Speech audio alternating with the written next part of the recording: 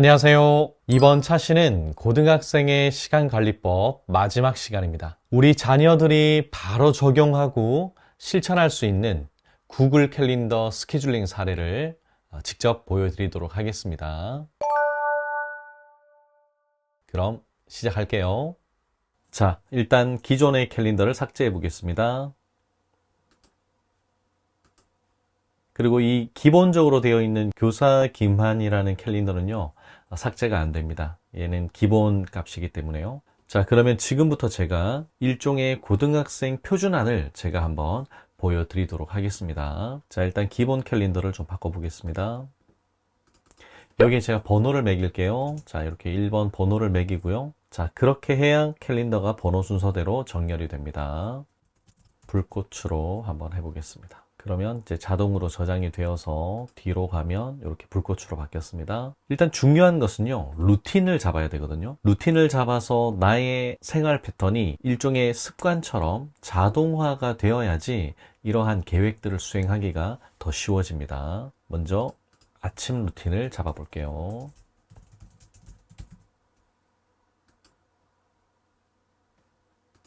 그리고 학교 루틴을 잡아 보겠습니다. 계속해서 저녁 루틴을 잡아 볼게요. 하나만 더 만들어 보겠습니다. 수면 루틴을 잡아 볼게요.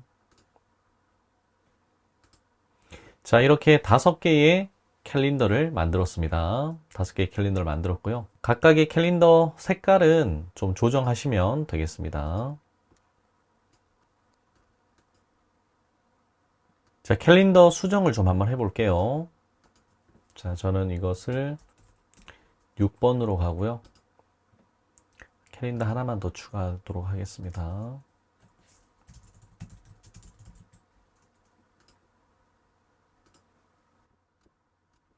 그러면 먼저 이제 지금부터 하나씩 루틴을 잡아야 합니다. 반복 옵션이 들어가 있는 일정은 이렇게 클릭하셔서 삭제를 할 때 이 일정만 삭제할 거냐, 이 일정 이후 향후 일정을 삭제할 거냐, 모든 일정을 삭제할 것이냐, 이렇게 옵션이 있습니다. 저는 일단 모든 것을 다 삭제하고요. 자, 먼저 가장 중요한 수면 패턴을 잡아보겠습니다. 무조건 저는 일찍 자고 일찍 일어나는 스타일을 선호하니까요. 저는 이렇게 잡아보겠습니다. 꿈나라로 잡고요. 수면이니까 6번으로 가겠습니다. 그리고 저는 반복을 하겠습니다. 자, 반복은 매일로 해야 합니다. 주말도 수면 시간이 지켜져야 하겠죠. 그리고 잠은 저는 11시에 드는 걸로 하겠습니다.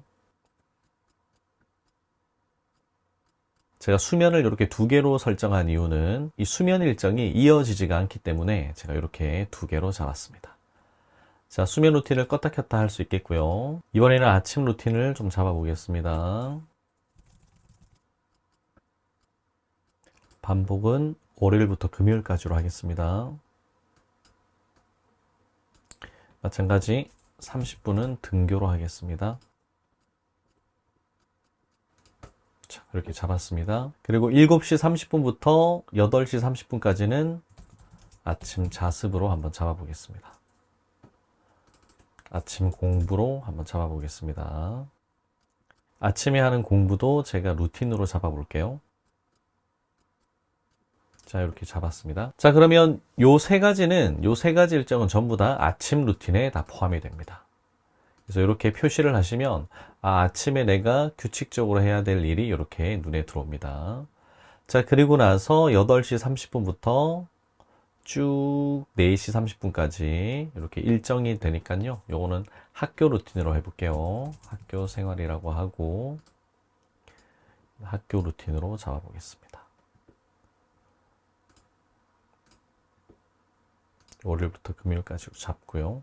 자, 이렇게 잡았습니다. 그리고 중간중간에 혹시 내가 공부할 수 있는 어떤 그런 짬짬이 시간이 있는지 보시고 이렇게 일정이 있지만 또 일정을 추가할 수가 있거든요. 12시부터 1시까지 식사를 하고 30분 정도는 독서 타임으로 한번 잡아보겠습니다. 자, 기본적으로 학교 루틴은 캘린더 색이 초록색입니다만 제가 조금 구별하기 위해서 다시 좀 더 세부적으로 색상을 이렇게 조정할 수 있습니다. 그래서 이렇게 조정할 수 있고요. 그리고 저도 얘를 반복을 설정을 안 했네요. 자, 이렇게 잡아보겠습니다. 자, 그리고 이제 오후 일정을 한번 잡아볼게요. 저녁 루틴을 잡아보도록 하겠습니다. 근데 저녁 시간이 되기 전까지 학원을 다니는 친구들도 있잖아요. 그래서 이렇게 학원 루틴을 한번 잡아볼게요. 근데 학원은 보통 6시부터 가니까요. 한 요렇게 한번 잡아보겠습니다. 특정한 날이니까요. 얘는 월수로 한번 잡아볼게요. 월수는 국어학원이고요. 수학학원을 잡아보겠습니다. 화목으로 해볼게요. 색깔은 다른 걸로 한번 바꿔보겠습니다. 자, 수학이고요. 그다음 금요일은 과학학원으로 한번 잡아볼게요. 자, 이렇게 잡았습니다. 그리고 4시 반부터 6시까지는 이제 어떻게 할까요? 자, 여기까지는 저녁 식사와 휴식으로 한번 잡아볼게요. 수학학원이랑 색깔이 같으니까요. 제가 수학학원 색깔을 바꿔볼게요. 간단하게 색깔을 바꾸시려면 우측 버튼을 누르시면 되겠습니다. 모든 일정을 바꿔보겠습니다. 자, 이렇게 바꿨고요. 그리고 이제 수면 루틴으로 한번 가볼게요. 잠자기 전까지의 루틴을 어떻게 해야 될지. 집에 들어오자마자 샤워를 하는 것으로 하겠습니다. 그리고 휴식을 갖도록 하겠습니다. 일종의 보상이죠. 이날 하루를 너무나도 잘 살았기 때문에 우리는 보상을 주어야 합니다. 마지막 30분은 내일을 위한 준비. 자, 이렇게 월요일부터 금요일까지를 우리가 블록화해서 시간을 한번 잡아봤습니다. 아침 루틴이고요, 학교 루틴이고요, 저녁 루틴이고요, 학원 루틴이고요, 그 다음에 수면 루틴입니다. 사실 우리 학생들의 하루는, 학생들의 일주일은 큰 변화가 없습니다. 성인 직장인들과 마찬가지로 규칙적인 생활을 할 수밖에 없고요. 그리고 이렇게 규칙적으로 생활을 하는 것이 가장 에너지를 아끼고 낭비하지 않고 자기에게 주어진 하루를 큰 무리 없이 살아갈 수 있는 어떤 그런 기반이 되는 것이죠. 자, 그리고 이제 이렇게 시간을 보시면 제가 이렇게 독서를 넣었잖아요. 그래서 우리가 분명히 학교 생활을 하는 중에 우리가 틈을 낼 수 있는 시간들이 분명히 존재할 겁니다. 예를 들면은 뭐 창체 시간이 있다라든지 동아리 시간이 있다라든지 그 시간에 내가 조금 더 다른 일들을 추가할 수 있는 시간이 주어진다면 그 시간들을 여러분들이 잘 활용하시면 되겠죠. 그런 것들도 루틴으로 삼는 겁니다. 예를 들면 매주 뭐 수요일 날 7교시에 독서처럼 운영이 된다라고 한다면 그건 여기다가 제가 뭐 진로 독서라고 이렇게 기록을 할 수가 있겠죠. 그리고 학교 루틴으로 넣고 여기도 마찬가지입니다. 이렇게 넣고 그 다음에 반복은 매주로. 그러면 이제 단순한 학교 생활이 아니라 그 안에서도 내가 또 특별히 할 수 있는 업무들을 넣을 수가 있는 것입니다. 그래서 한눈에 보이니까 훨씬 더 생활하기가 좋고요. 그 다음에 항상 계획을 짤 때에는 열심히 살았을 때에 나에게 주어지는 보상을 주어야 합니다. 그래서 이렇게 휴식이라는 보상을 꼭 여러분들이 설정을 해 놓으세요. 그래서 하루에 1시간 정도가 가장 좋은 것 같습니다. 그래서 하루에 1시간 정도는 내가 열심히 산 나에게 보상을 준다라고 생각을 하시고 이렇게 보상을 이렇게 주시면 되겠습니다. 그리고 주말에도 마찬가지입니다. 내가 이렇게 한 주를 열심히 살았을 때 주말에도 자기 스스로에게 보상의 시간을 주십시오. 주말 같은 경우도 하루 2시간 정도씩 저는 보상을 줘야 된다고 생각을 합니다. 그래서 이렇게 보상을 넣을 수도 있고요. 이렇게 보상을 넣을 수도 있습니다. 그 다음에 그게 아니라 이렇게 보상을 아예 4시간을 쭉 연결해서 보상을 줄 수도 있겠고요. 그래서 여러분들이 보상을 주는 것도 그냥 시간이 남아서 노는 것과 내가 나 자신에게 수고했어 라고 하면서 보상의 시간을 주는 것은 그 시간을 다루는 철학 자체가 다른 것이죠. 시간이 남아서 그 남는 시간을 PC방에서 허비한 것과 열심히 살았기 때문에 내가 너에게 보상 시간을 줄 테니까 그 보상 시간에 너가 스트레스 지수를 낮출 수 있는 무언가를 할 수 있도록 해라. 그러면 그 보상 시간을 안고 시간을 보내게 되면 그 보상 시간조차도 굉장히 아껴 쓰고 잘 쓰려고 하는 어떤 그런 생각이 자연적으로 일어나게 되는 것입니다. 그래서 일 보상과 주말 보상을 꼭 책정을 하시고, 일 보상은 하루 1시간 정도, 주말 보상은 토일 포함해서 4시간 정도 이렇게 활용을 하시면 되겠습니다. 자, 그리고 또 제가 아까 이벤트 말씀드렸었는데요. 여기 가서 할 일을 누르시고요. 그다음에 여기다가 국어 수행 평가, 이렇게 국어 수행 평가라고 할 일을 넣으시면 이 수행 평가가 10일에 있다라는 사실을 알 수가 있습니다.